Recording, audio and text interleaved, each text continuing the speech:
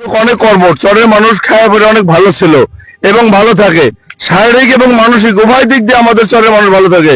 কিন্তু এই নদী কবলের এই নদী গর্ভে যদি আমাদের বিলীন হয়ে যায়, তাহলে আমাদের চরের মানুষ হাজার হাজার মানুষ দিশেহারা হয়ে যাবে।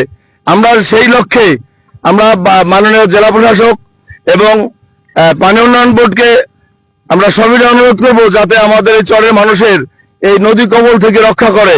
আর যদি নদী কবল থেকে রক্ষা করে, আমরা তার কাছে চিরকৃতজ্ঞ থাকবো এবং চরের মানুষ তার কাছে চিরকৃতজ্ঞ থাকবে। আমি বলতে পারি যে চরের মানুষ এরকম বেমান না যে মনে রাখবেন, আমরা মনে রাখবো তার কথা, স্বর্ণাক্ষরে লেখা থাকবে তার নাম। আমি এতটুকু বলতে পারি, তার নাম স্বর্ণাক্ষরে লেখা থাকবে আমাদের হৃদয়ে এবং চরবাসীর হৃদয়ে। এটা আমি বলতে পারি, আমি সরোয়ার, ইনশাল্লাহ। এই বলে আমি আমার কথা শেষ করছি। আল্লাহ হাফেজ। বিসমিল্লাহির রহমানির রহিম।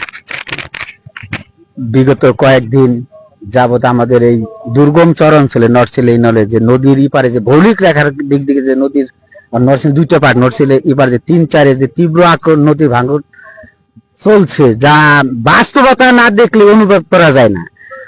যা আমরা চরবাসী কৃষি নির্ভর আর গরুর পর আমরা নির্ভর করি। সেই কৃষি জমি যদি বিলীন হয়ে যায় এবং বসত পারি, এখানে সরকার কয়েক লক্ষ টাকা ব্যয় করে যে আশ্রয় প্রকল্প করেছে, শত শত গিরিনানা লোক বসবাস করছে, সেই আশ্রয়